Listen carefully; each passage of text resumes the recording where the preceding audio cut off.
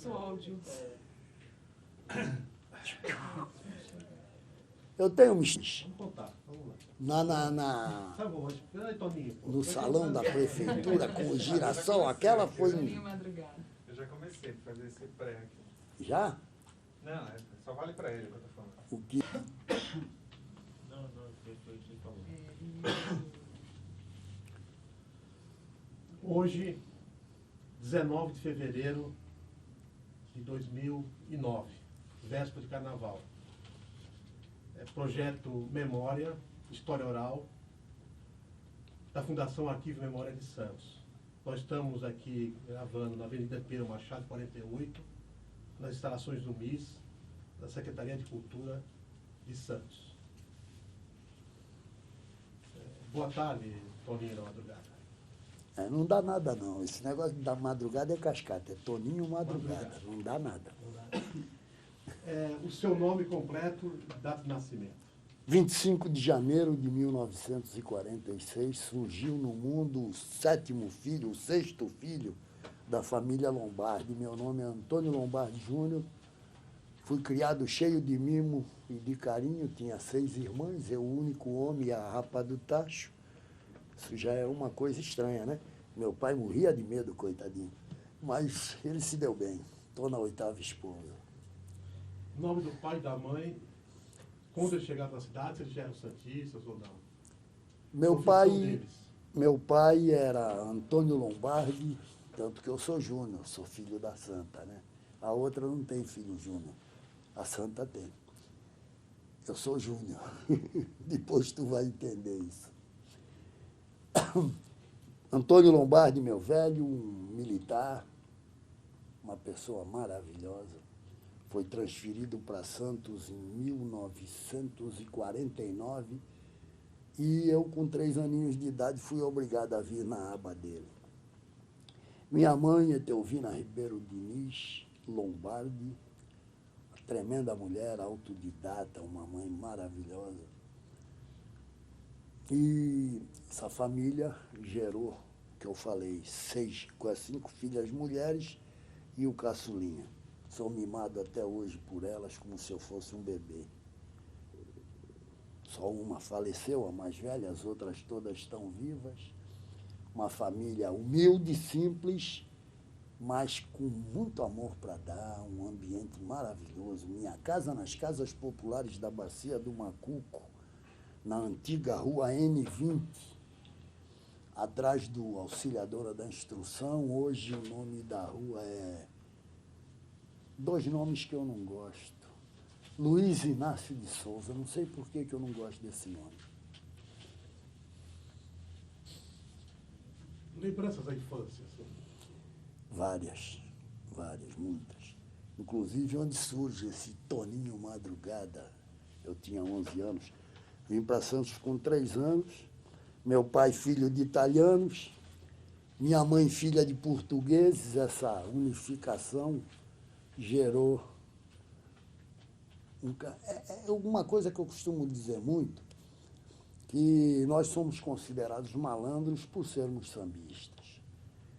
E malandro, no meu conceito, é alguma coisa boa. Eu não concordo muito com o mestre Aurélio, e já discuti isso até com o Chico, esse papo de malandro. Malandro tem que ser respeitado aonde for, porque o malandro é honesto só por malandragem. Não é otário. Então tem que ser respeitado por ser malandro. Existe uma diferença enorme entre o otário e o malandro. Malandro trabalha e tem carteira assinada. Se for bom malandro, tem 2 carteiras assinadas. Então eu não vejo o malandro, porque tem uma diferença muito grande entre o malandro e o marginal, entre o malandro e o safado, entre o malandro e o pilantra. A diferença é muito grande. E, infelizmente, me considero malandro, com muito orgulho até, e só fico triste porque nós não tivemos a sorte de sermos protegidos pelo IBAMA. É uma raça em extinção, infelizmente. Professor Toninho, vamos voltar à sua infância, as lembranças da sua infância. Várias. Eu estava falando do Toninho Madrugada. Aí nasceu o Toninho Madrugada. Eu tinha um tio, vou ter que fazer um parâmetrozinho aí, um ganchozinho para colocar uma historinha pequena dele. Tio Jaime, um compositor, Jaiminho da Ilha, compunha na União da Ilha do Governador, era um tremendo artista plástico, pintava muito.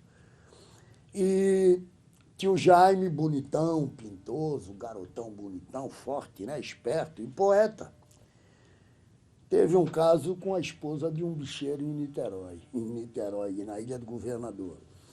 E de lá teve que fugir para Santos, porque naquela época o banqueiro mandava matar mesmo. E até hoje acho que continua assim, não sei, não quero nem comentar. Mas tio Jaime veio embora para Santos. Nós morávamos ali nas casas populares, todo mundo sabe que aquelas casas tinham 3 quartos, um na frente, um no meio e um atrás. O quarto de trás era o maior, era onde ficavam minhas irmãs, o menor era o da frente, era o meu, e o do meio, Tunico e Bina, papai e mamãe. Sala, cozinha. Era uma casinha legal, meu velho reformou aquilo, ficou bonitinha. A casa em que eu vivi até os 19 anos. Fui criado ali, dos 3 aos 19. E minha infância foi jogando bola, fazendo primário ali no Auxiliadora da Instrução, depois o ginásio na escola que um dos herdeiros dessa escola é o nosso prefeito, né, no José Bonifácio, na Conselheiro Nébias. E eu, com 11 anos, já fugia de casa, saía pela janela, meu quarto era o da frente, saía pela janela, fazia um boneco de pano, aquelas histórias de moleque. Porque naquela época ainda não tinha televisão, a televisão já veio quando eu tinha 12 anos, na Copa do Mundo de 58, nós não tínhamos ainda televisão. Era difícil, televisão é difícil, até captação de imagem naquela época, era o começo disso tudo. Hoje, falar que não tem televisão é brincadeira, mas naquela época não existia mesmo. Só quem tinha muita grana para ter uma televisão, vendo chapado de chuvisco. Hoje a gente tem a imagem digital, tem tudo que quer. E eu fugia de casa, saía pela janela da frente, fazia o meu bonequinho, 9h30 da noite, Dona Bina ia lá cobrir, dava um beijinho, até amanhã, filho, e tal, papapá. E eu, 10 horas, estava todo mundo dormindo em casa, saía pela janela, ia para o terreiro da tia Inês, na Almirante Tamandaré, ver a X9. Eu era fissurado na X9. E não perdia um ensaio ali, uma batucada. Eu sabia que tinha batucada. Da minha casa a gente escutava na noite. Santos era uma cidade hiper silenciosa. Ela não era como é hoje, um micro-ondas, né? Um forninho preso sem ventilação pelos edifícios que se construiu em toda a orla. O vento para chegar aqui dentro é difícil. Naquela época, Santos era maravilhosa. A cidade mais gostosa que eu conheci na minha vida para se viver, principalmente como moleque. Jogando bola de gude na rua, fazia o buraco na terra. Na frente, no portão da minha casa, saía da minha casa e entrava na Auxiliadora da Instrução, atravessar aquela ruazinha estreita de terra. Saía do Auxiliador e entrava na minha casa. Também era ruim quando fazia o papelão no colégio, que a professora avisava minha mãe pela janela: ô, Dona Bina, olha o Toninho. Quer dizer, era mais fácil levar um puxão de orelha. Mas eu era bom aluno, sempre fui bom menino, respeitava todo mundo. É uma tática que meu pai me ensinou e eu nunca mais esqueci. Quem respeita merece ser respeitado e pode cobrar o respeito para você também. Eu respeito todo mundo desde aquela época de menino. Estilingue, a gente brincava de flecha, com vareta de guarda-chuva. De vez em quando se espetava um parceiro, mas era na brincadeira, valia tudo. E eu fugindo de casa para ir para X9 todo sábado. No domingo de manhã, 7 horas, o ponto de encontro da molecadinha para ir jogar bola, que os campos ficavam à nossa disposição, das 7 às 8 da manhã. No Canal 5 só tinha campo de futebol da Pedro Lessa até a Epitácio Pessoa. Nós só tínhamos campo de futebol de várzea ali. Santa Cecília, o Bacia tinha um campo lá, onde é a Citrosuco hoje na Bacia, ao lado do antigo Brasipés. onde tem a fábrica de gelo, a Gelinda, ainda lá no fundo. Ali era o campo do Juventus da Bacia. Jogava o Juventus de manhã e o São Paulo à tarde. Eu joguei nesses dois times, tanto no Juventus como no São Paulo e como no Bacia também. Flórida, que também foi um clube nosso ali, criado dentro das casas populares. Vários times de futebol de várzea. Mas aonde vem o Madrugada? Meu tio, oriundo do Rio, para não morrer, bonitão, sofre, né? Vem para Santos, fica hospedado no meu quarto. Meu velho chegou lá e disse, olha, malandro, tu junta as tuas coisas aqui para o lado, deixa o espaço que tio Jaime vem para cá e vai ficar aqui contigo, vou pôr uma cama para ele. Cabia. Só que eu não consegui enganar meu tio. Ele se fazia de morto, mas estava ligado no sobrinho, malandro que nem ele era. Ele, primeiro dia que ele entrou no quarto e viu eu coberto pela cabeça, eu não me cobria com a cabeça, não cobria a cabeça para dormir. Ele foi ver qual era o boneco que tinha ali, achou o boneco. Não comentou nada, bom malandro, nada dele, não falou nada. Eu cheguei devagarinho, ele dormindo estava, ficou, eu tirei o boneco, me joguei na cama e só o lençol, já joguei a colcha para o lado, só de lençol, aí me apaguei ali. E ele levantava às 6 da manhã, sentava na varanda, ia buscar o jornal, vinha para a varanda e ficava ali lendo na varandinha da frente da casa, que existe até hoje. Ele ficava ali lendo o jornal. 7 horas a molecada está na porta da minha casa. Toninho, Toninho, Toninho. Eu sempre tive um espírito de liderança. E naquela época já liderava o grupinho ali da molecada da rua. Que eu era o 171, era eu que tinha que pedir as coisas para os outros, eu que tinha que chavecar todo mundo, já daquela época. Já tinha esse poder de comunicação, esse vínculo de deixa que eu falo, deixa que eu falo, deixa que eu falo. Nunca gostei de ser vice. Né? E então, chegava de manhã no domingo, tô desmaiado. Aí meu tio abria a porta assim, punha a cara para dentro, que dava de frente com a porta do meu quarto, e dali ele ficava. Como é que é, Madrugada? Quem não tem, não contrata. Levanta, vai jogar bola, vagabundo. Como é que é, Madrugada? Essas conversas do meu tio, de malandro, papo de malandro mesmo. E eu aí tinha que levantar na marra, né? Molecada, chama o Toninho. Minha mãe dava café para a molecadinha que vinha ali me buscar já. Ela já vinha com bandejão, todo mundo tomava café, comia um pão, um treco qualquer. E dali nós íamos para o campo. Só que eu ficava doido da vida com esse negócio do meu tio me chamar de madrugada. E um dia um manezinho no campo, como é que é, Madrugada? Acorda! Levou uma surra. Para que eu fiz isso? Até hoje. Ninguém conhece o Antônio Lombardi Júnior, são pouquíssimas, estávamos conversando em off agora isso. Pouquíssimas pessoas conhecem o senhor Antônio Lombardi Júnior. Todo mundo conhece o Toninho Madrugada. Figura carimbada, manjada. Mas minha infância foi essa. Pipa no ar, aquele tempo nós fazíamos balões, tínhamos fogueira. Depois foi crescendo tudo, né? E a proibição dos balões, que eu acho válidas, os balões que se soltam no Rio, por exemplo. Proibir esses balões. São lindos, maravilhosos, uma arte incrível. Eu já participei até de clube de balão lá. Mas realmente, só a boca de um balão daquele cair em cima de um barraco na favela é avaria grande e o remorso também deve ser grande. Então eu concordo com não soltar balões. A não ser umas mechas que a gente faz com papel higiênico que apaga no alto. Quando ela apaga, o balão cai. Também tem disso. Mas é melhor não soltar, deixa quieto. Vamos preservar a vida dos outros e a natureza. Então fala mais um pouco das escolas. Então, Escola de samba? Não, escola formal, educação formal. Eu fiz o meu primário ali no Auxiliadora da Instrução, meu curso primário, fui bom aluno.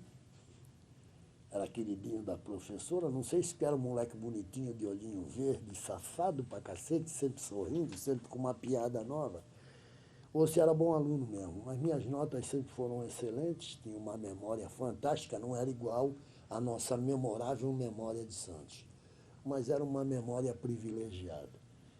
E eu fui bem no primário, fui bem no ginásio, no José Bonifácio, já tinha que pegar o bonde 5, o reboque do 15, dando canseira no cobrador. Vi Arthurzinho, um parceiro de infância, perder a perna pulando do reboque do bonde 15, ali em frente ao armazém de bagagem no cais. Arthurzinho veio a falecer agora há pouco tempo. Foi uma das coisas que eu passei a ter raiva do bonde por isso. Mas gostava, adorava andar no bonde. O bonde era o melhor transporte, eu acho que não devia ter acabado. Era o melhor transporte que nós tínhamos em Santos e eu sou meio saudosista, eu gosto do que era bom. Mas o bonde, para mim, já começa a perder, se descaracterizar um pouco de bom transporte, quando surge o bonde Camarão. Fechado, aí virou um ônibus com roda de ferro. Entendeu? Aí acabou aquela fantasia que nós tínhamos de ir no estribo do bonde, olhando para quando uma mulher levantava um pouquinho a saia para a gente ver pelo menos o joelho, né? Que naquele tempo a mulher era mais recatada, ela não mostrava nada. Hoje em dia não adianta nem olhar porque é tudo igual, compadre, só muda o RG e o endereço.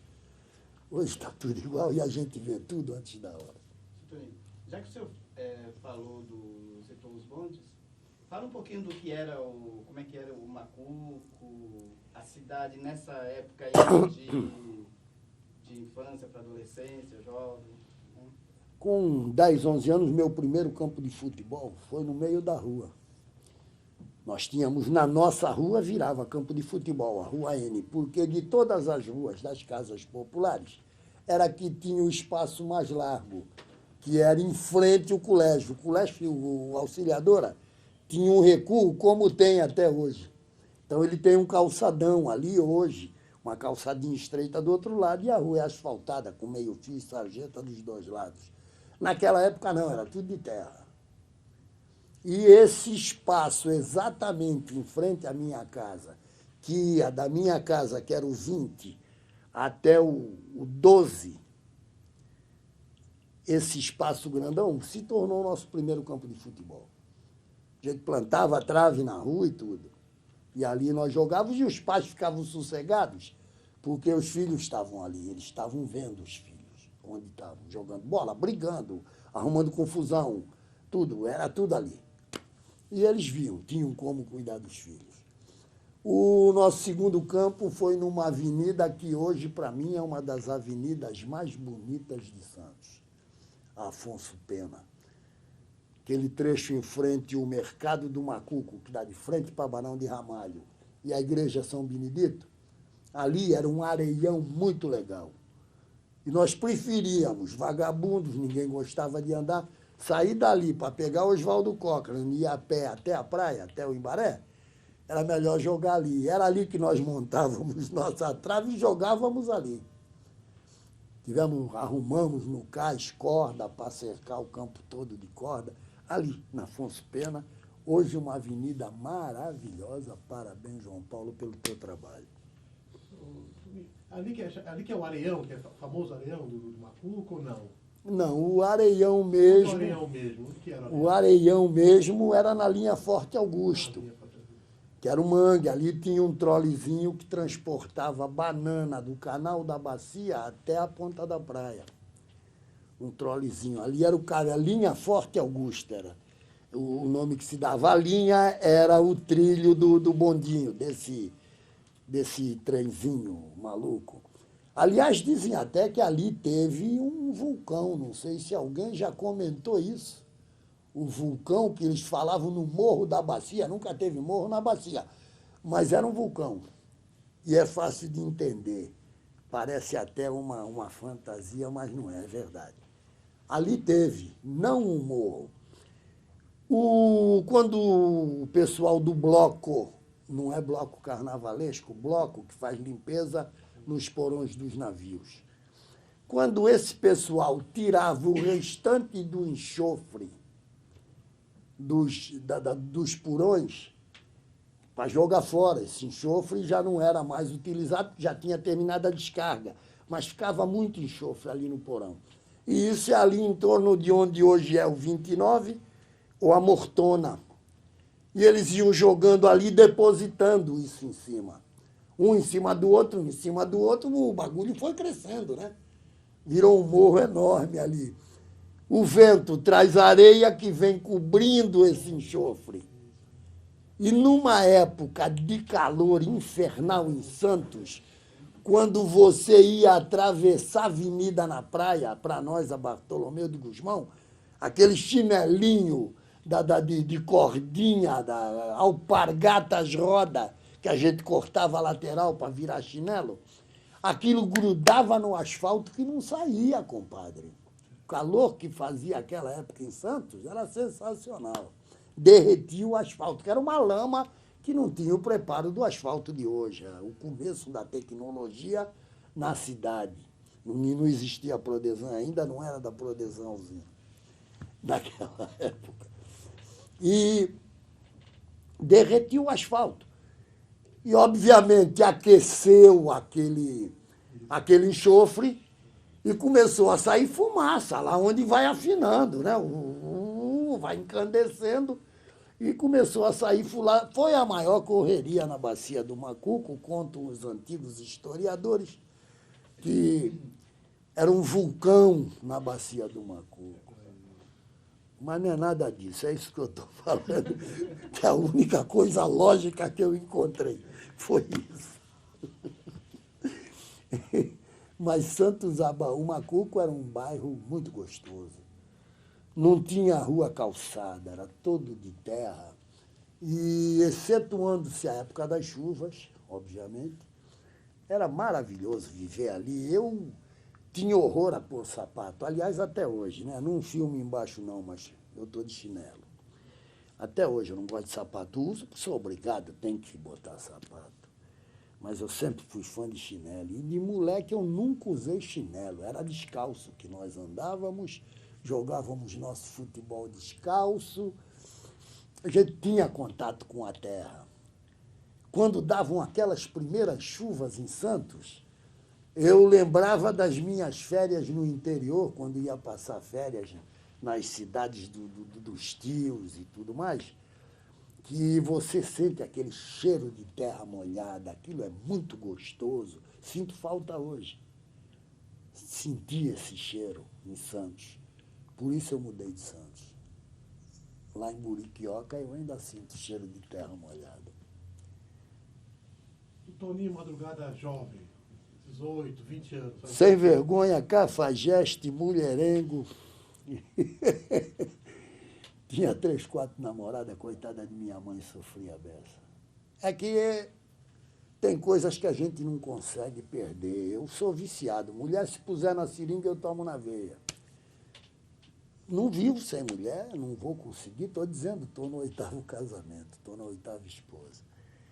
Isso porque também sempre fui guloso. Nunca me contentei com uma só, sempre fiz papelão para todas as outras. Vou acabar ficando sozinho. Hoje não faço mais isso, hoje eu sou um homem sério, olha, não dou mais risada. Mas não me arrependi nada do que fiz na vida, mas tive uma juventude sensacional. Nós éramos mais puros do que o menino de 5 anos hoje. Nós com 15, 20 anos, éramos mais puros, mais sinceros, existia mais aquele vínculo de amizade, aquela consideração. Amigo era irmão. Entende? Existia isso naquela época. E hoje está muito difícil a gente perceber isso. Tenho amigos daquela época que são meus irmãos até hoje. A grande parte daqueles que comigo foram criados na Bacia do Macuco, os que não morreram. Né? Então, os que estão vivos ainda, nós temos nosso rei Momo. Babi é meu amigo de infância, Darvim Barbosa, estudamos no mesmo colégio, estudou na Auxiliadora também, hoje é o nosso Rei Momo.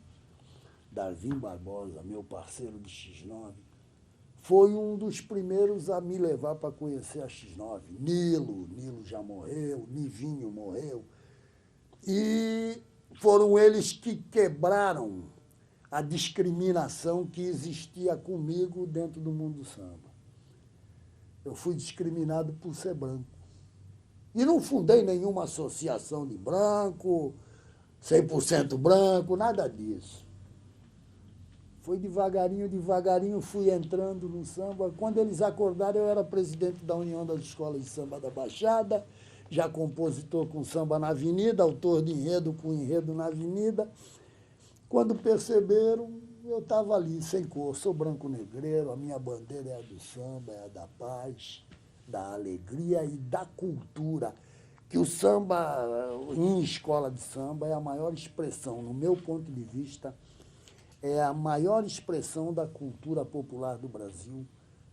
É um desfile de escola de samba, principalmente para quem já tem noção do que é um desfile de escola de samba, que tenha conhecimento de quesitos, de critério básico de julgamento, de todos esses quesitos, que vê um desfile, todo mundo tem sua bandeira. É difícil ter um sambista que não tem a sua escola. É o óbvio. Hoje eu escutei uma coisa que eu dei risada. Olha, mano, nós não vamos te convidar para ser comentarista esse ano, porque a direção da TV não quer ninguém vinculado a nenhuma escola de samba como comentarista. Eu disse para ele, pô, que bom, traz o Papa. Ele disse, o prefeito? Não, o Papa, lá do Vaticano, para ser teu comentarista. Eu quero ver botar um comentarista que não seja vinculado a uma escola de samba, para falar sobre samba, carnaval. Agora, se me convidar, eu também não volto, não aceito mais, já falei. O ano passado eu fui comentarista, desde a época da TV Litoral, com o Lupércio Mussi, quando eu que transmitia os carnavais. Eu tinha um programa de samba dentro da TV Litoral.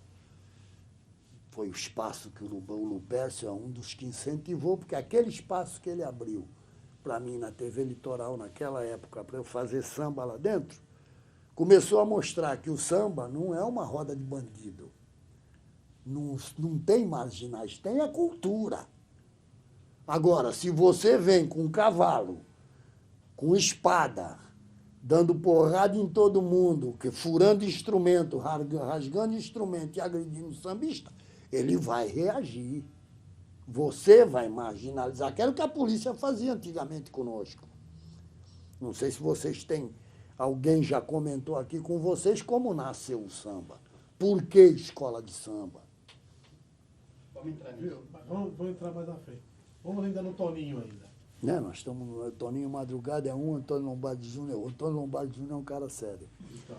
Então a educação formal, você aí estava na auxiliadora, já está jovem, né? Já tem 20 anos, está fazendo o quê? Está estudando o quê? Parou o estudo? Não. Estudou até onde? Depois questão profissional, trabalhou em quê? O que fez? Eu saí do primário para o ginásio no Bonifácio, depois fiz, na época, científico no Canadá. E parei ali porque tive que trabalhar, tive que correr atrás da minha bola. Fui servir o exército. E quando dei baixa, apaixonado, casei, com 20 anos de idade, com a primeira esposa.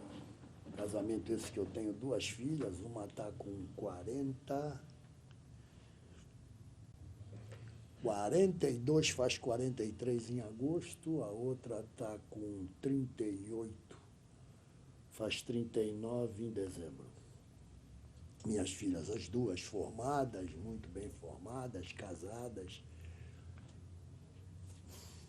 Agradeço a Deus que elas sejam muito felizes. E daí para frente, corri atrás, com 32 anos, eu cismei de fazer direito.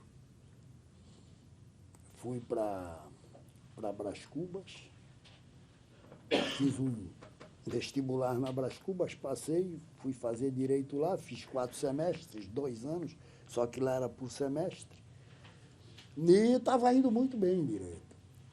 Só que na batalha, para sobreviver, mantendo a família, aqui, ali, tudo isso, não dava para eu bancar 2 faculdades. E minha filha foi para a faculdade. Aí tem que optar, né?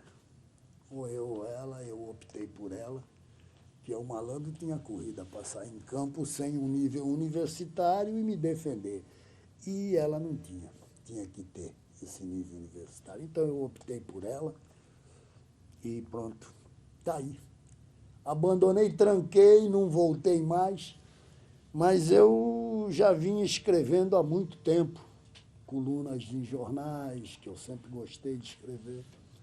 Já vinha há muito tempo fazendo colunas em jornais, numa época que não existia nem faculdade de jornalismo, você lembra disso? As suas influências intelectuais, do mundo intelectual, do samba, Minha da casa, leitura... minha casa, minha casa. Minhas irmãs todas são professoras. Inclusive, elas tiveram um colégio aqui em Santos, na Bernardino de Campos, e depois de 70 anos esse colégio foi fechado. Externato Santa Rita, por dívidas com o Leão, não o Emerson. O Leão desse governo que nós temos aí, que para eles vale tudo, mas para quem batalha, quem vai atrás, não tem valor nenhum. E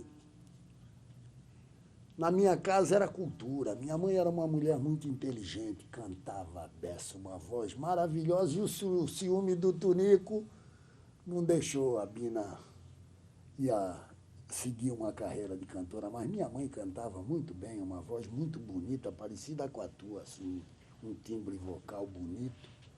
E ela cantava para nós. Foi o que foi enfiando na nossa orelha. Meu avô era um poeta nato, pai de minha mãe, o avô português. O avô italiano era mafioso, né, da Sicília, que é o meu lado mais bandido, é o lado italiano. E o outro é o lado sensível, poeta, que é o lado português. E ali em casa, quem lesse um livro e traduzisse ele todo na íntegra, com o seu entendimento daquilo que leu, ganhava sempre alguma coisa. Meu pai e minha mãe davam alguma coisa para um dos 5. A mais velha já havia morrido, a Ita, morreu com uma doença que nem existe mais, Krupp. Krupp, um treco que dava na garganta naquela época, que não existia, só tinha uma penicilina, era 914. Costumo jogar muito no bicho esse número, que é borboleta, e a centena de um carro que eu tive, 914. Falei no jogo de bicho, pode? Não pode? Que é o único jogo honesto desse país. É o único que não tem remandiola, não tem tramóia, não se troca resultado. O jogo mais honesto do Brasil é o jogo de bicho. Sênia, eu tenho dúvidas, loto, então, pelo amor de Deus. Loteria esportiva, todo mundo sabe o que acontece. Bicho não tem pilantragem. É o único jogo que vale se jogar no Brasil e só vale o que está escrito. Acabou, não tem mistério, né? E ali ganhava alguma coisa se traduzisse na íntegra o livro ou fazendo tópicos. É onde eu aprendo a escrever enredos. E é onde eu aprendo a extrair dos enredos as sinopses para a conclusão dos sambas de enredo. O que você leu, Antônio? Foi ali. Você leu o quê? Você O lembra? que eu leio? Li tudo que tu pode imaginar. Todos os grandes autores nacionais. Jorge Amado eu tenho a coleção inteira até hoje, atualizando cada vez que ele soltava um livro. De Jorge Amado. Sou fã incondicional do que aquele homem escrevia. E todos eles, Machado de Assis, adoro Fernando Pessoa, o que ele escreve, sou fã de um cronista da Globo, Arnaldo Jabbour. Sou fã desse cara. Hoje, no meu conceito, ele é o cara que mais diz na lata e nas entrelinhas, então ele diz mais ainda, um grande presidente. Nas entrelinhas, ele diz muito mais ainda para bom entendedor. Esse cara é um gênio. Arnaldo Jabur, me amarro na dele. E me parece que se ele fosse jogador do Corinthians, o Matheus diria que ele era invendável e imprestável. Né? Vicente Matheus diria isso dele. Mas a leitura em casa era obrigatória e eu viciei ler. Eu me considero um autodidata, porque eu com 5 anos sabia ler e escrever. Aprendendo com minhas irmãs, que eu fui o primeiro aluno delas. Né? Moleque, elas todas fazendo o Liceu Feminino Santista, que era o colégio que formava as professoras. Tu estudou lá? No Feminino Santista, não, né? Que formava as professoras, era uma das melhores escolas daquela época. E elas se formaram ali. E eu era o aluno. O irmão pequeno em casa, com 5 anos, elas todas mais velhas, me ensinavam. Elas estudando, fazendo o magistério, né? E eu, rapidinho, estava escrevendo e lendo. E lendo, li a vida toda, leio muito. Hoje uso 7,5 de hipermetropia. Eu queimei minha vista lendo. Só fui descobrir que precisava usar óculos com 28 anos, porque eu já não estava lendo mais.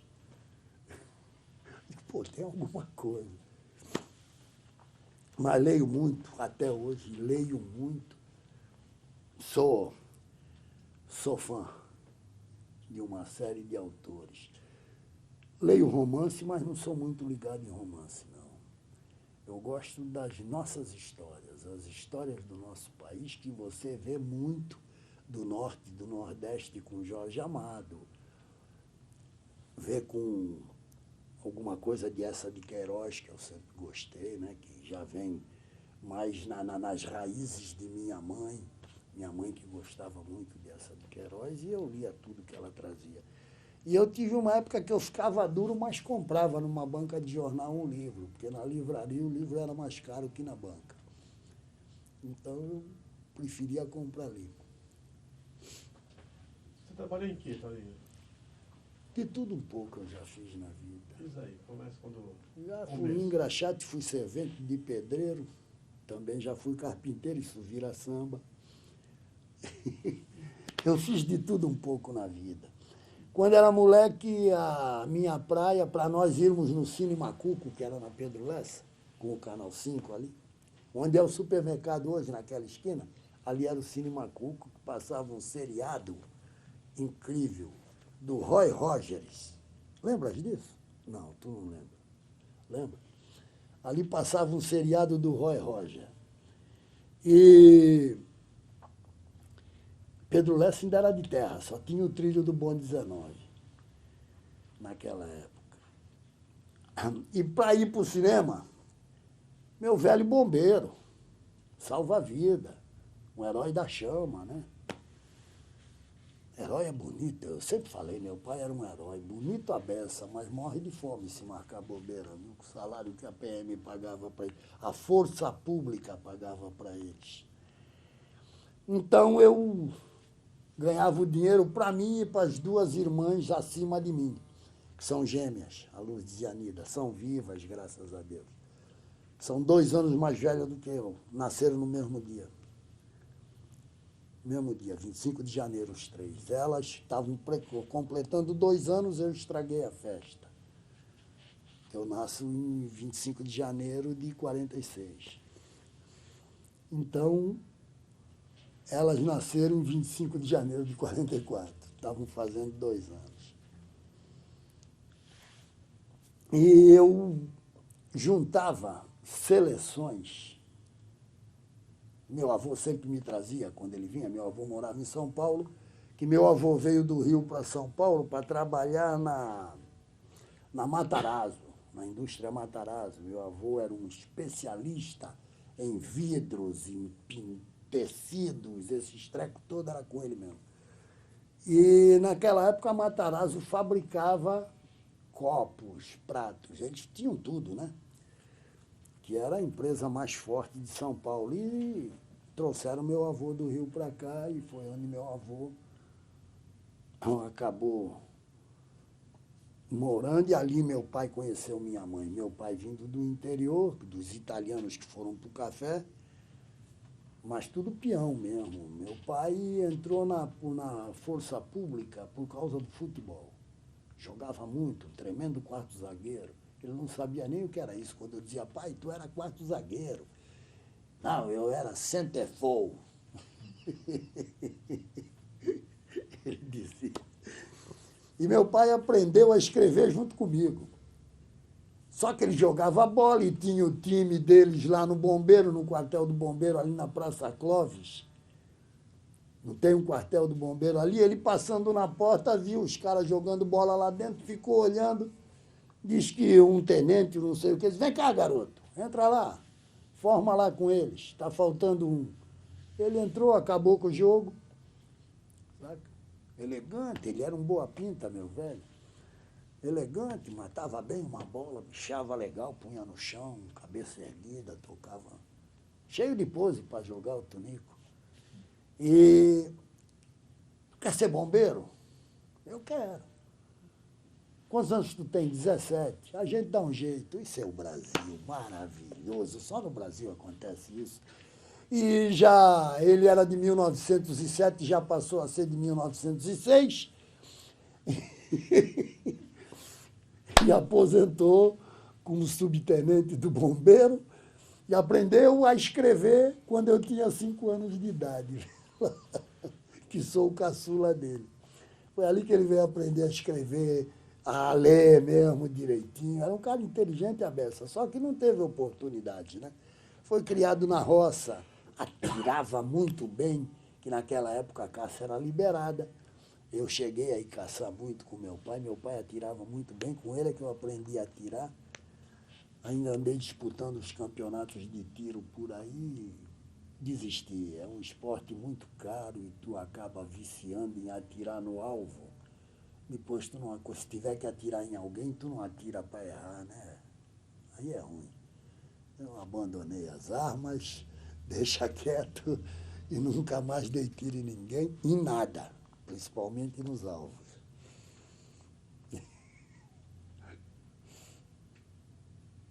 Respondi a tua pergunta? Então, aí, Toninho, conta um pouco sobre o Macuco, as pessoas, quando jovem, assim, já uns 20, 25, as gangues, as turmas diferentes, como do Areião, a do Macuco, pegou essa época? Se dava bem com todo mundo. Eu tinha... Mas como que era o lance? Como é que Não, rolava? existiam revanchismos até de rua para rua. Mas é uma coisa que para mim não estava dizendo nada, porque eu me dava com todo mundo. Morava na N, mas meus amigos da M, da rua M, atrás da minha, eram tudo parceiros. Andávamos juntos, jogávamos bola juntos. Naquela época o nosso transporte era magrelinha, né? As bicicletas. Nós íamos para São Sebastião de bicicleta, compadre. Pela praia, que não tinha estrada. Estradinha a gente só pegava do Pereira até a balsa de Bertioga. Dali para frente, pedalando pela praia. Subia aquele morro de Boiçucanga, era empurrando magrela na mão, que não tinha como subir. Quando chovia era uma desgraça. A primeira coisa que eu fiz aos 19 anos foi comprar um Jeep. Para ganhar dinheiro. Sabia que ia ganhar dinheiro. Com cabo de aço, manivela na frente. Vai para onde, Toninho? Eu vou defender um troco e pegar uma praia. Aonde? São Sebá. Vambora? Vambora. Sobe aí. Vai trabalhar. Que era um tal de Aero Willis, DKV, atolado naquelas praias. E eu, com o meu jipinho, tirava eles todos dali, arrumava um troco, chegava lá bonitinho, com grana no bolso, legal, botava até banca de bacana. O que eu te falei, quando moleque, eu ia vender para pagar o cinema, o Cine Macuco, que eu acabei pulando e passou em branco, para pagar o cinema para mim e para as duas gêmeas, o Cine Macuco, eu vendia revista, aquelas seleções, gibis velhos, saca? Eu, naquela época já de ginásio, 12, 13 anos, eu tinha amigos que compravam, as mães davam as revistas todas novinha. Eles liam e não usavam mais. Aí eu tenho muita revista, me dá. Por quê? Porque eu tenho que fazer uma paradinha lá na bacia. Então, e eu botava tudo na calçada, bonitinho, punha uma lona no chão, punha todas as revistas ali, sentava do lado com a minha caixa de engraxate, engraxava sapato e vendia a revista. Fazia o meu, desde moleque correndo atrás. E eu acho legal. Hoje eu vejo um moleque pedindo dinheiro em semáforo. Sabe engraxar um sapato? Eu pergunto mesmo, sabe engraxar um sapato? Eu não. Tá bom, moleque, se tu aprendesse, tu não ia pedir dinheiro para ninguém, tu ia defender o teu na moral. Mas, infelizmente... Fala um pouco da sua... Você até já comentou, desde pequeno, você tem uma ligação com a X9. Como que isso começa a ser intenso? Como é que isso... Eu comecei a frequentar a X9 com 11 anos de idade no terreiro da tia Inês ainda. O terreiro era à frente da casa dela, que era um chão batido ali na Tamandaré, tinha vala, tinha uma cerca de madeira, tinha um banquinho de madeira onde eu sentava. E tia Inês que me aceitou na escola. Daí para frente, criando amizade, a molecadinha toda, e sempre que tá X9, estou eu lá. Tá X9, estou eu lá. E escondido, porque meu pai dizia que samba era lugar de bandido, meu pai era polícia, não pode esquecer isso, que ele era força pública. Então ele não queria o filho metido em samba, porque samba era coisa de bandido. Então eu ia ser bandido, porque isso faz 52 anos atrás. Quer dizer, é uma vida. E eu fui sempre ligando, começando a participar. A X9 teve a quadra. Eu sempre na quadra da X9. Na década de 70, eu comecei a me enturmar mais ainda, fazendo parte da diretoria. E já vim compondo, comecei ali, foi pegando, crescendo cada vez mais. Eu, com 15 anos, fiz meu primeiro samba de enredo. Nós fazíamos um bloco lá nas Populares da Bacia e ali eu enfiei meu primeiro samba. Não teve concurso. Tem que fazer um samba. O Hermínio era o administrador, falecido Hermínio, das Casas Populares, que funcionava como síndico daquilo ali, uma espécie de condomínio. E ele montou um bloco lá na pracinha onde hoje está Padre Paulo, na praça da Igreja São Jorge, que tem ali. Na época ali tinha uma quadra de futebol de salão, basquete e tal, onde eu dou meus primeiros passos no futebol de salão, no basquete, no voleibol, no boxe, que se montava ali também era tudo moleque briguento. Então, PP, Padre Paulo, montava um ringue de boxe ali para nós. Você e você estavam querendo brigar? Vamos brigar ali. Calça essa luva, pronto. Sabe como é que são as regras? Não pode dar pontapé, não pode... E aí a gente ia aprendendo a brincar um pouquinho. Eu e Edmilson, que não nos dávamos de jeito nenhum. Hoje somos amigos até morrer. Mas naquela época eu e Edmilson vivíamos brigando. Então ele calçava a luva no Edmilson, calçava a luva em mim, vocês dois. E nós mesmo começamos, peraí, malandro, criando uma técnica e acabou virando amizade as minhas brigas com Edmilson, somos amigos, parceiros até hoje. Edmilson Biságio.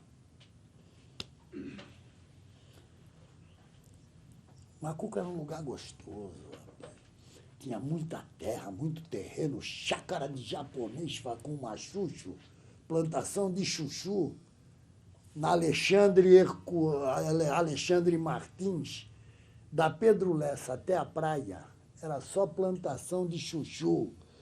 E nós íamos lá roubar chuchu, o japonês dava tiro de sal na gente.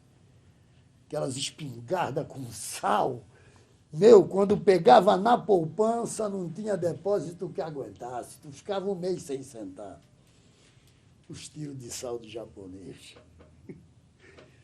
São coisas dali, da nossa infância, nessa época. E ali passava o trilho do bonde 39, que vinha pela praia e entrava ali. Bonde 39. Até a bacia ia o 5, que ficava lá um pouquinho para cá do escritório das docas, do escritório do tráfego ali, né? Da inspetoria, aliás. Não é do tráfego, é da inspetoria das docas. O escritório do tráfego é aquele lá em frente a João Otávio. E o 15 que vinha até o canal da Bacia com o Almirante Tamandaré. Os dois bondes que tinham ali naquela época. O 19 ia pela Senador Dantas, Pedro Lessa até a Fátima, lá no fim da Pedro Lessa. E o 39 que vinha pela praia e entrava ali na Alexandre Martins, ia fazer o retorno lá no mesmo ponto do 19, depois voltava e pegava ali de novo e subia para a praia. Que ia até a divisa era o 13, né, que fazia a praia inteira, da ponta da praia, do Internacional, que era o retorno, até a Pedra Feiticeira. Toninho, fala do carnaval aí. Teu olhar sobre o carnaval santista. Eu comecei o carnaval desfilando mesmo em carnaval, não foi nem na X9. Foi nos Chineses do Mercado, um bloco que tinha ali na Campos Melo, e eu jogava no Oswaldo Cruz nessa época.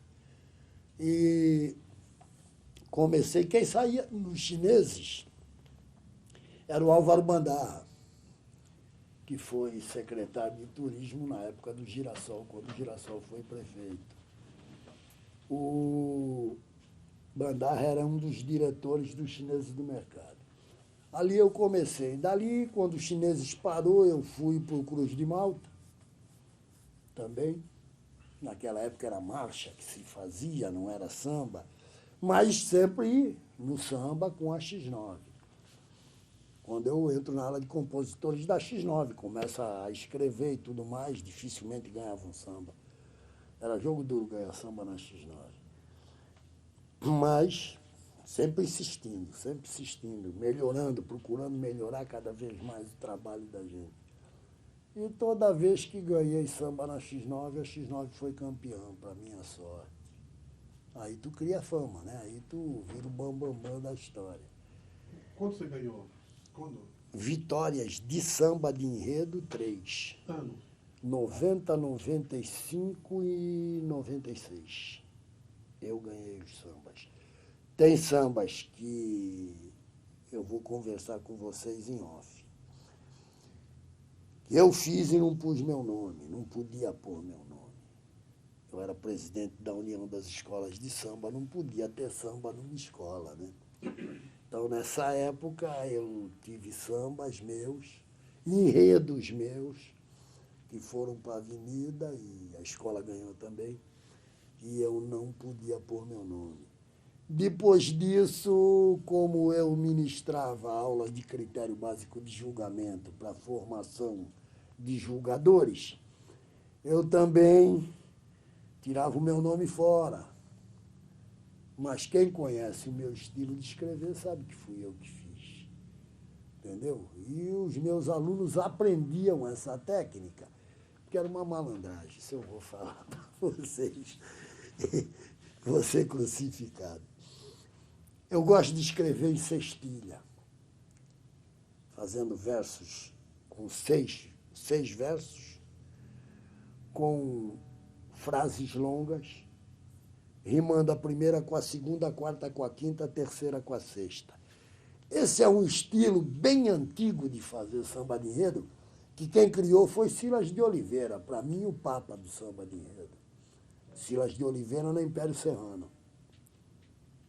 Você escuta os sambas dele na Império, são os sambas mais lindos que tem no Brasil. Entendeu? Coisas lindas, poemas mesmo. Só que nós fomos obrigados a mudar isso. Eu peguei com facilidade esse estilo dele, porque eu era parceiro na Viradouro de Dalmo Faria. E Dalmo Faria, aluno de Silas de Oliveira, era cestilheiro também. Também só compunha com cestilha. E com Dalmo eu peguei esse macete de escrever na cestilha. Eu adoro fazer samba de enredo com cestilha pelo alongamento das frases, porque quanto mais longa a frase, mais você explora a sinopse que você tem na mão. Você fala tudo que o carnavalesco imaginou, sonhou, que o autor do enredo passou pela cabeça dele.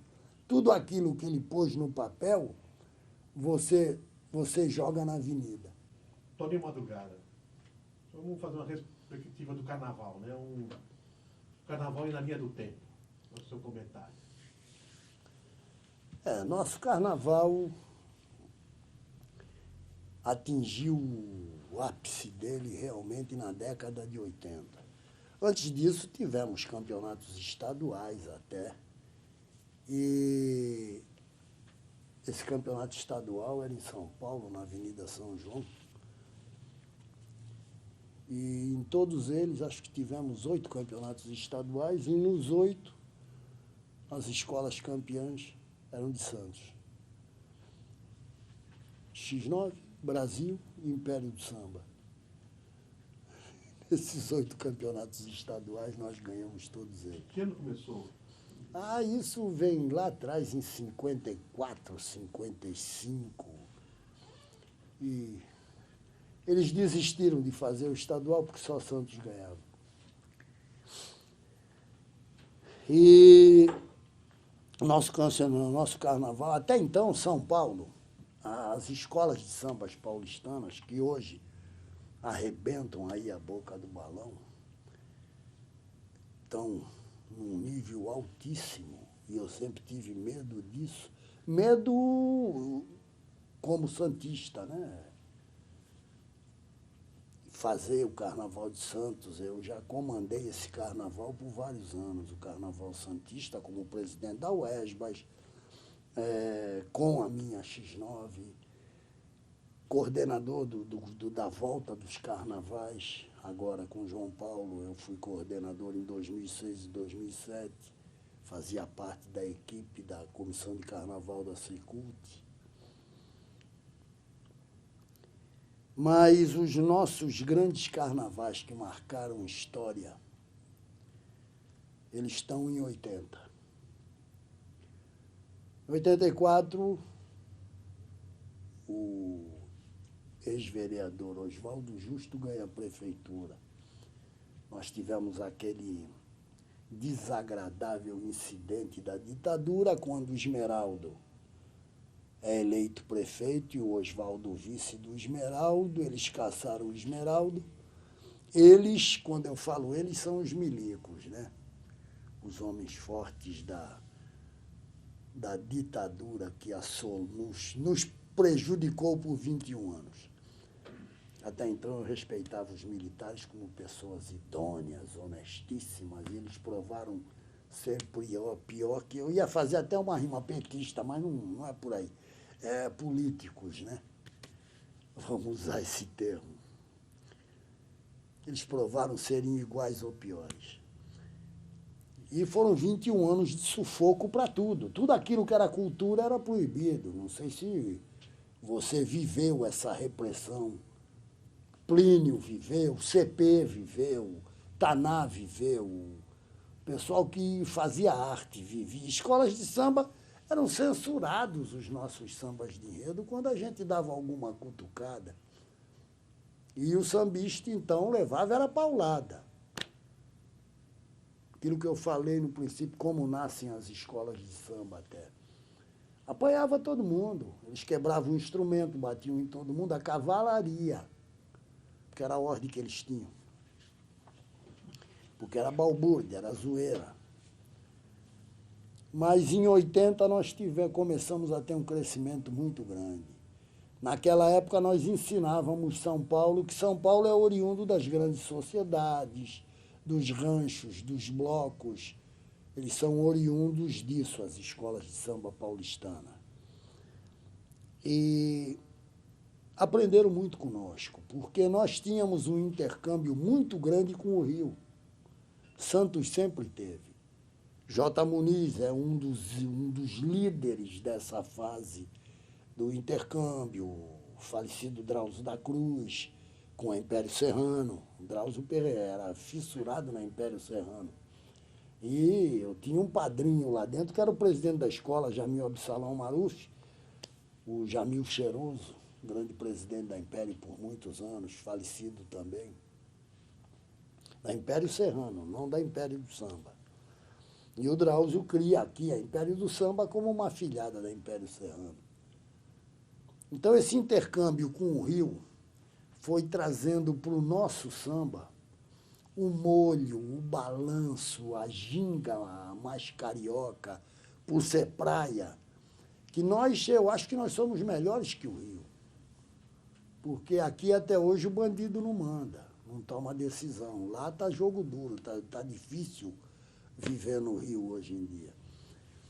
Mas nós temos tudo o que o Rio tem. Só eles tiveram a felicidade de, outrora, ter sido a capital do país. E isso é um desenvolvimento cultural muito grande.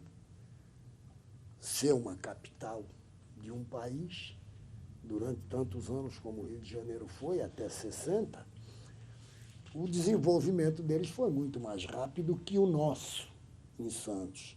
Há uma diferença aí que a gente pode colocar de 50 anos na frente. Eles estavam na nossa frente. Só que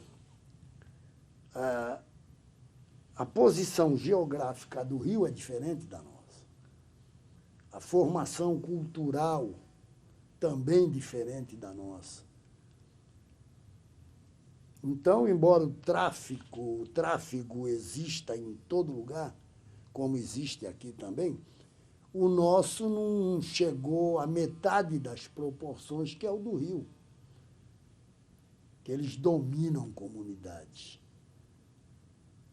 E todo mundo costuma colocar que as escolas de samba do Rio são alimentadas pelo tráfego, pelos grandes traficantes. É mentira.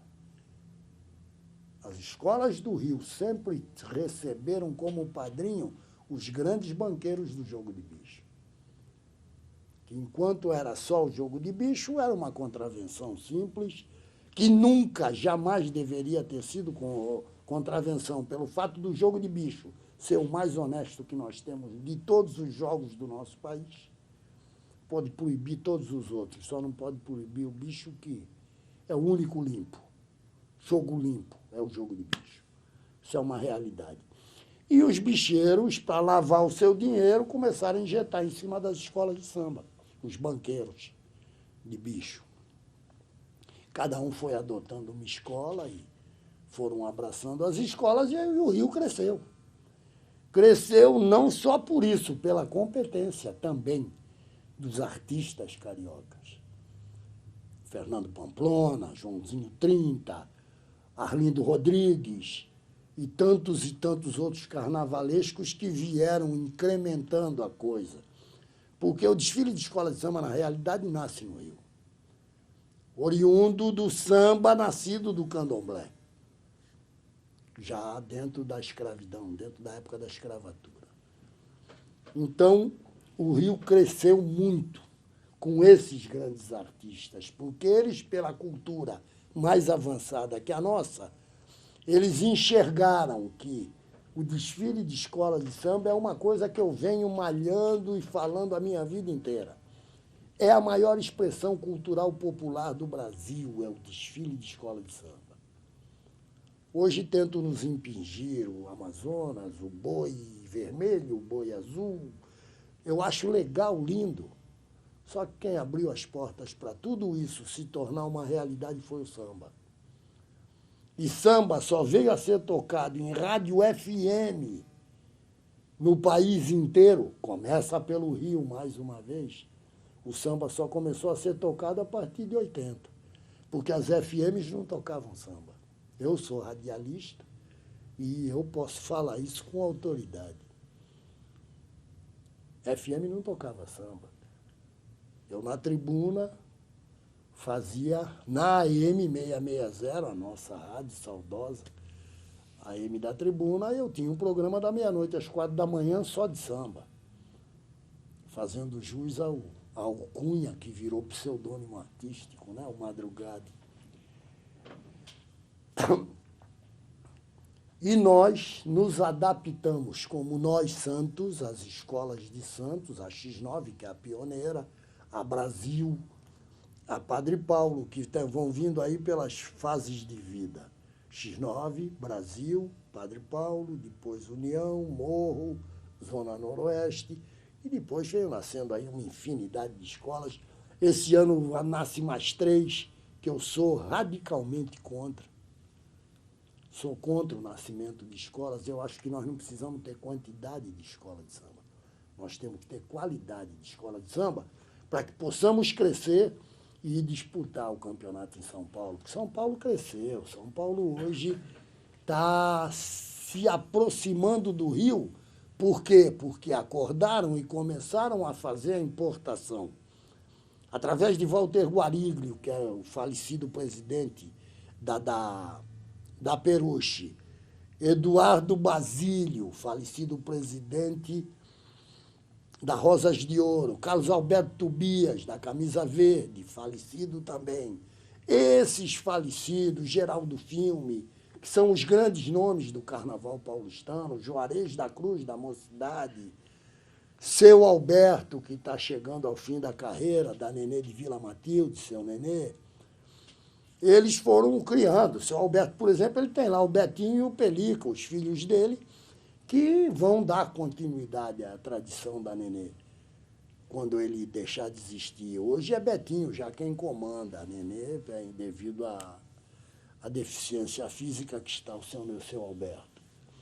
E aqueles que plantaram raízes nas suas escolas estão crescendo cada vez mais. Por quê? Porque enxergaram o que nós vimos lá atrás, quando eles vieram aprender samba conosco.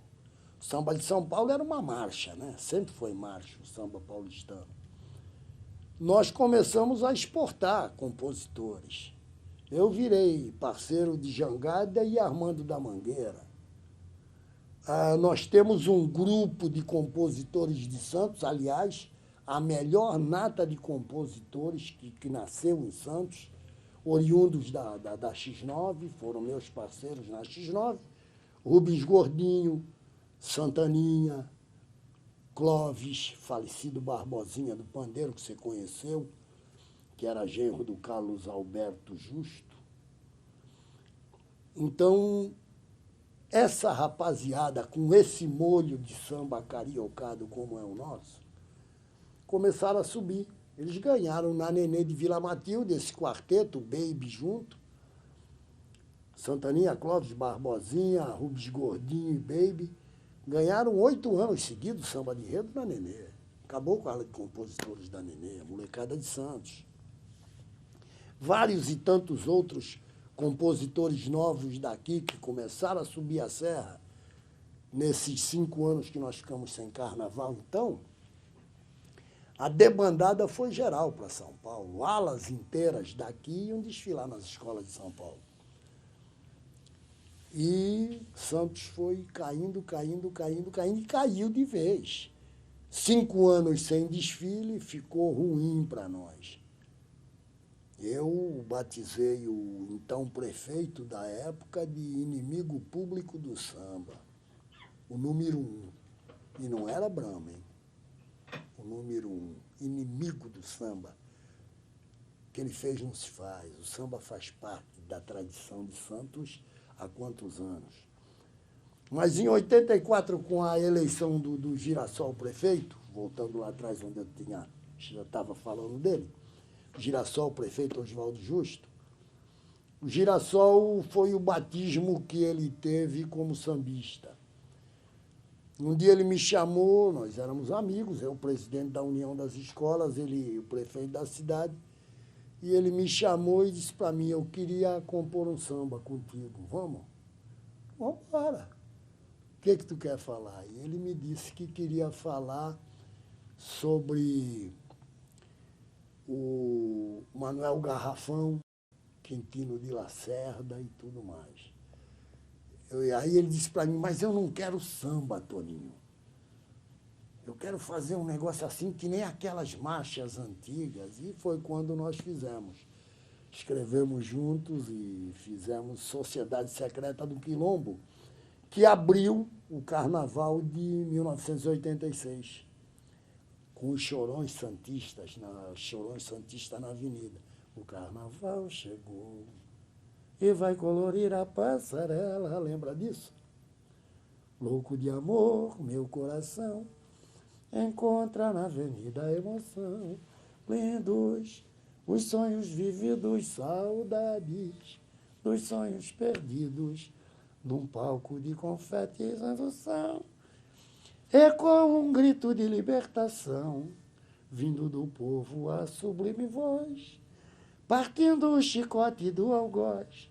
E aí entra aquele frevo, né, de pegada que tinha nas marchas. Foi o Quintino e o Garrafão, num gesto que empolgou toda a nação. Uma coisa assim. Eu tenho isso gravado. Toninho Madrugada, Lorde Girassol e Toninho Madrugada. Tem até uma passagem legal nisso. Eu tinha um Fusquinha velho e estava pifado meu Fusquinha. Eu coloquei na oficina, não tinha grana para tirar.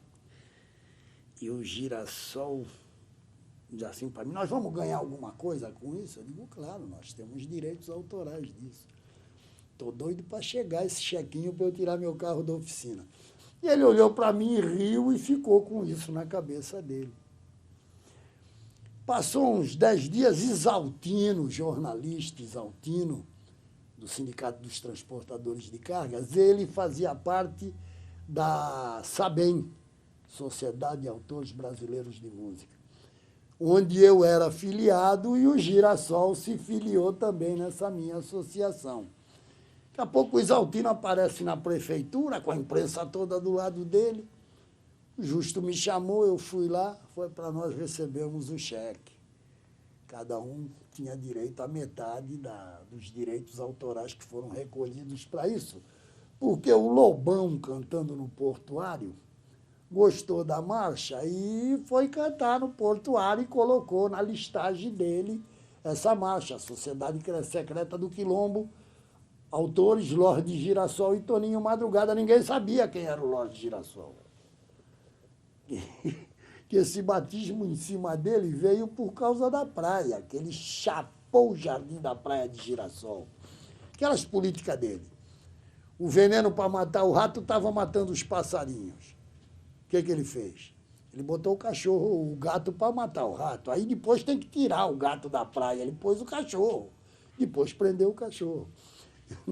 Vai limpou a praia. As políticas do Oswaldo Justo era sensacional, cara. Brincadeira. Bom, e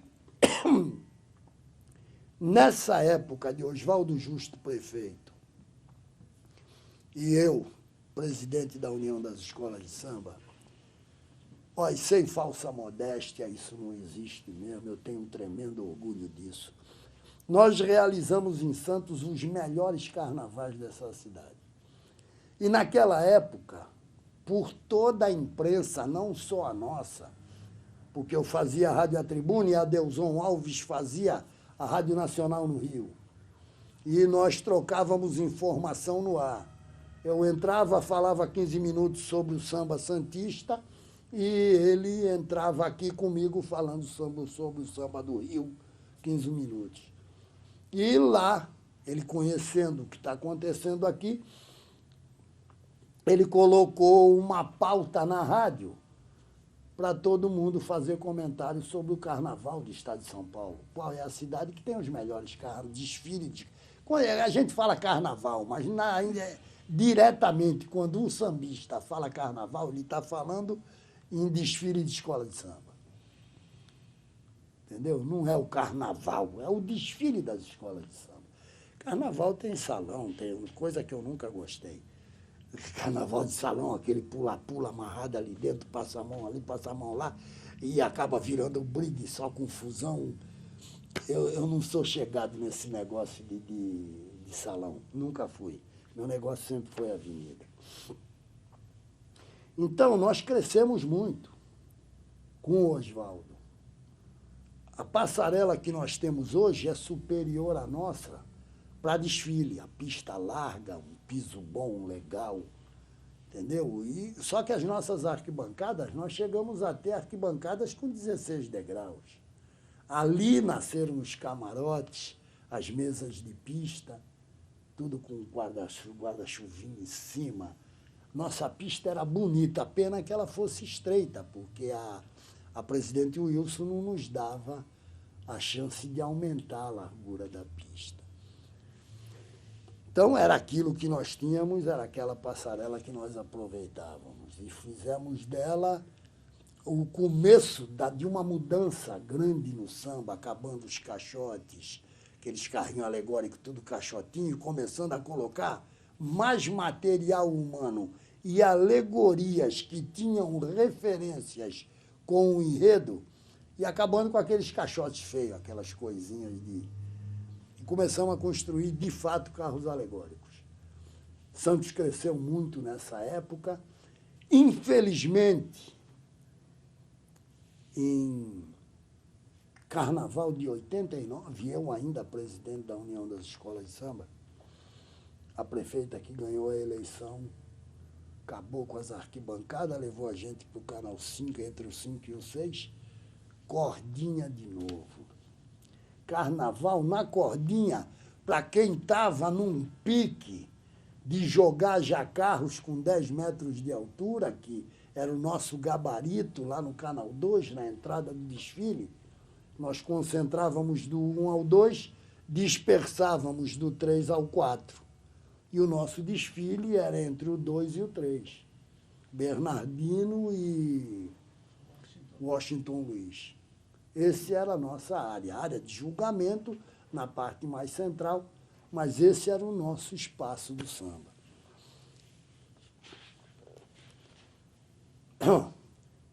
Crescemos muito e, de repente, tomamos um rabo. Fomos lá para baixo. Cordinha. Na sequência, sai da cordinha em 89 e vai para a divisa, entupindo o trânsito de passagem para São Vicente, de São Vicente para cá, nos deixando na Rua da Amargura. E sai a infeliz ideia dessa prefeita.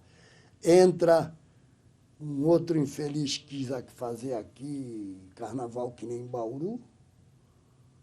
Pô, isso não é sanduíche, isso é desfile de escola de samba. E nós começamos a cair mesmo, foi afundando, voltou. Tudo aquilo que nós conseguimos com o Oswaldo foi indo para o saco e caindo na corrente da latrina da Sabesp e foi embora, perdendo tudo. Assume o outro prefeito. Primeiro ano dele, com a maior má vontade, nós conseguimos fazer carnavais, fizemos 3. Aí ele poda. O último ano dele não tem carnaval e os outros 4 dele, porque foi reeleito. Pode ter sido um bom prefeito até, né? Eu acredito que tenha sido para ser reeleito. Mas para o carnaval, não. Para as escolas de samba, não foi. Para a nossa cultura, não foi. Destruiu tudo aquilo que nós construímos com o Lorde Girassol. Foi destruído ali. E, bom, pelo menos eu ganhei um parceiro, né? O Lorde Girassol, aí fizemos depois outro samba, fizemos mais os outros trabalhos, e Girassol ficou famoso. E aquele chequinho, eu tirei meu carro da oficina, inclusive eu tenho essa matéria no jornal da época, em que ele diz: eu vou doar o meu cheque para uma entidade de beneficente. Aí perguntaram para ele: e o Toninho vai doar também? Ele disse assim: não, o Toninho eu tenho certeza, vai tirar o fusquinha dele da oficina. Ele ainda comenta isso. Mas São Paulo aproveita esse tombo, essa escorregada do samba santista e começa a importar gente nossa. Eu fui um dos importados. Começa a importar gente daqui de Santos. E começa a melhorar a qualidade do trabalho deles, como samba. E vão para o Rio buscar o artista plástico, trabalhador de barracão, o soldador deixa de ser aquele soldador das fábricas de automóvel e já vem cara malandro para fazer alegoria já na ferragem e tudo mais. E São Paulo começou a crescer e cresceu muito. O Carnaval paulistano hoje está se aproximando muito do Carnaval do Rio. A maioria dos intérpretes paulistanos são do Rio, das escolas paulistanas vem do Rio. Minha escola esse ano vem Baby, mais 3 garotos daqui, são 4. E provavelmente vem Elquinho também, puxando junto. Dominguinho do Estácio vem puxando uma escola de São Paulo. E assim por diante. Essa importação do Rio é bom para o Carnaval? É. Claro que é. Porque aquilo que é bom tem que ser copiado. E se você tiver alguém aqui com mais conhecimento que você, o que você vai fazer? Vai fazer escola junto com o cara, vai pegar, conhecer aquilo que o cara faz. Entendeu? E é assim que a coisa cresce. Hoje São Paulo está muito na nossa frente. A minha vontade era fundar uma escola de samba em Santos, selecionando o que tem de bom que se sobressaia em cada escola de samba de Santos, montar uma só. Montar Unidos da cidade de Santos, para a gente disputar campeonato em São Paulo. Talvez nos primeiros anos iríamos galgando os degraus para chegar ao grupo principal, mas no grupo principal ia ser difícil alguém ganhar da gente lá. Santos tem sambista, tem muito sambista. Tem muito vaidoso também que se julga sambista sem ser. Se criam na aba dos outros, na aba do meu chapéu. Tem um bocado de gente que se criou e se julgam conhecedores. Mas conhecedor realmente, de fato e de direito do samba de Santos, do samba em geral no Brasil inteiro, como o J. Muniz, não tem nenhum. Nenhum. Tem alunos do Muniz que se destacaram fazendo um trabalho bom. Mas mais que o Muniz, ninguém conhece de samba em Santos. Essa é a verdade. Toninho, nós queríamos agradecer, em nome da Fundação Arquivo Memória de Santos, meu nome, Roberto Tavares, em nome do historiador Dionísio, né? E que você ia fazer as colocações finais. Não vou dar canseira, não. É a tal história. Eu sou radialista e faz tempo que eu não faço rádio. Vocês soltam 3 microfones na minha cara. Se der mole, vai até amanhã. E se eu começar a contar as histórias... Eu tenho uma história que eu não posso deixar de contar, porque eu falei no começo. Uma passagem de Drauzio da Cruz. Essa foi com Girassol, foi sensacional. Drauzio da Cruz recebeu uma verba com o interventor Paulo Gomes Barbosa, uma subvenção para colocar a Império na avenida. E naquele ano a Império não saiu e Drauzio não devolveu a verba. Então existe um processo dentro da prefeitura contra o Drauzio da Cruz, que não devolveu a verba e a escola não desfilou e bababá, e bababá, e bababá. Acabou o Império ali.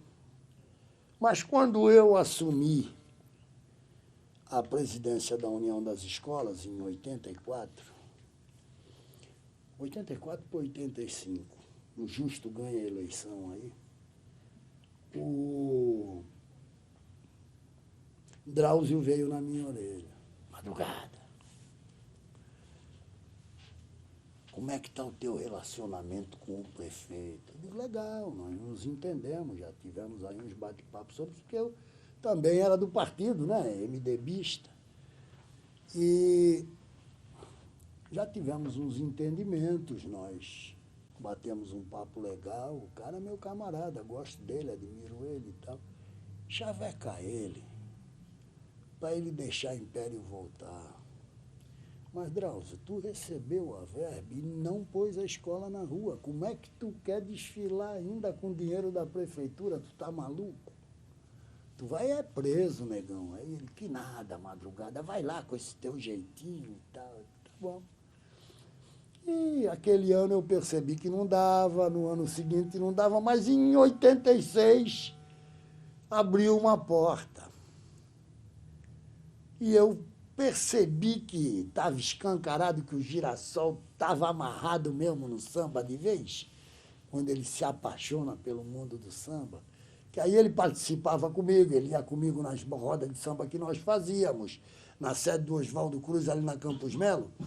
Ele só me perguntava uma coisa: Toninho, tem sardinha? Para ti tem, que ele não comia carne vermelha, aquelas histórias de macrobióticas dele. Então, eu passava lá no entreposto, Marcão, me manda um tabuleiro de sardinha lá pro Oswaldo Cruz. Manda, Toninho. Aí o Marcão vinha trazer, porque ele gostava de participar da roda de samba, então ele trazia o tabuleiro de sardinha. Eu dizia, toca ali do lado, deixa lá que é para... Quando o Girassol chegar, ele é amarrado numa sardinha na brasa. E, esporadicamente, tomava uma cerveja, só que cerveja sem gelo. Nunca vi ninguém fazer isso, ele fazia. Aí eu colo nele dentro do Oswaldo Cruz. Chefia, vem cá, chefia. Tititite. O parceiro, ele gostava. Parceiro no samba, ele gostava dessa. Aquele jeito dele de sorrir sem sorrir, saca? Tu lembra disso? E ele dizia, o que tu quer, parceiro? Como é que a gente faz para o Drauzio poder desfilar? Porque ele não pode desfilar. Senão ele pode desfilar onde ele quiser. A escola dele, ele quer voltar com o Império do Samba. E qual é o problema? Eu digo, ele tem um débito com a prefeitura. Ah, é? Eu digo, quando o Paulo Barbosa, o Paulinho era prefeito, interventor de Santos, o Drauzio recebeu a subvenção e não desfilou. Tem esse B.O. aí faz tempo. O Girassol só olhou para mim, deixa comigo, eu te dou um retorno. Passou uns 15 dias, ele me liga e dá um pulo aqui. Falei com o Rivô, falei com o Vanderlei, que era do jurídico, e o Rivô, professor, saudoso professor Rivô, que era o diretor financeiro, secretário de finanças, né? E o Vanderlei. Era o Écio, secretário jurídico, mas o Vanderlei era o cara que estava mais em contato com o Girassol, o advogado que estava mais em contato com o Girassol. E eles encontraram um caminho para anistiar o Drauzio. Ele me chama e diz assim para mim, pode avisar o cara que ele pode montar a escola dele. Eu consegui a anistia dele. Nós temos que ter uma reunião aí, quarta-feira que vem, começar às 5 da tarde e tal, isso e aquilo, e o negão pode vir participar. Eu digo, bom, eu tenho que filiar ele primeiro na UESBAS, que ele não é filiado à UESBAS, eu vou filiar ele e já aviso ele para ele vir participar dessa reunião. Legal, Tony, pode fazer. Aí eu, negão, corre aqui, me dá a documentação da Império. Aí filiei ele na UESBAS e ele todo feliz. O Drauzio saiu gritando por tudo quanto era canto. Ele deu o maior vexame na avenida nesse ano. O pior desfile da história da Império do Samba todo foi esse. Mas só a satisfação dele de pôr pela última vez na vida a escola na rua valeu. Bom, e nós vamos para essa reunião, que é uma reunião para discutir regulamento. Nós contra a prefeitura. Não era nós e a prefeitura, éramos nós contra a prefeitura. Porque o pessoal da prefeitura que fazia o regulamento, só que eles não conheciam o carnaval. Então, eles pegavam regulamentos outros para montar que não tinha nada a ver com a nossa realidade. Nossa realidade era outra. Então, tem que ser adequado a nós, aquilo que realmente acontece. E com o Girassol, essa porta abriu. Aí eu podia chegar e não é isso aqui, é isso aqui, é isso aqui. E eu era o presidente da União, só eu falava. Nós discutíamos na reunião da UESBAS sobre tudo isso. Cada presidente, cada um me traz uma emenda em cima desse regulamento. Eu vou colocar o que eu acho e a gente discute as emendas aqui, o que nós podemos colocaram na mão e resolvi a questão. E vamos lá discutir o regulamento. Começou às 7 da manhã, tinha 3, 4 sambistas, inclusive eu, sem dormir, direto, virado. 7 horas da manhã. E as reuniões de terça-feira, que ele dizia para mim que me queria 6 horas na reunião. 6 horas? Ainda não dormi, doutor. E tinha que vir para a reunião? Que é isso? Bom, levamos discutindo o regulamento, aprovado o regulamento. O Girassol disse, pode falar, presidente. Aí eu, mais uma vez, agradeci essa abertura que ele deu, que está fazendo com que o nosso carnaval cresça. E é essa a nossa intenção, ver o nosso carnaval, o nosso desfile de escola de samba cada vez melhor, cada vez maior. E isso tudo nós devemos a ele. Drauzio levanta a mão e diz assim, vou falar! Aí o Justo olhou para mim, eu olhei para o Negão, fica quieto. Vou falar, quero falar, Madrugada. Prefeito, o senhor dá uma parte para o Drauzio. Deixa ele falar, Toninho. Fala aí, Drauzio. Negão levantou, sério, compenetrado. Olha, prefeito, quero lhe fazer 2 agradecimentos. Um deles é que o senhor abriu as portas para o Madrugada, para o nosso samba entrar aqui dentro, sem que a gente precisasse pular a janela que nem ladrão. Na sua gestação, o samba de Santos está crescendo. Esse é um agradecimento. Obrigado, prefeito. O outro, eu quero agradecer a anestesia que o senhor deu para Império do Samba. Ele, chega, Drauzio, acabou. Valeu. Obrigado. Sacanagem. Bom, tem uma que eu chego com ele na quadra da Zona Noroeste. Acabou. Não quer pegar esse gancho? Tem um manquinho lá na Zona Noroeste, que é o porteiro da escola, 6 horas da manhã,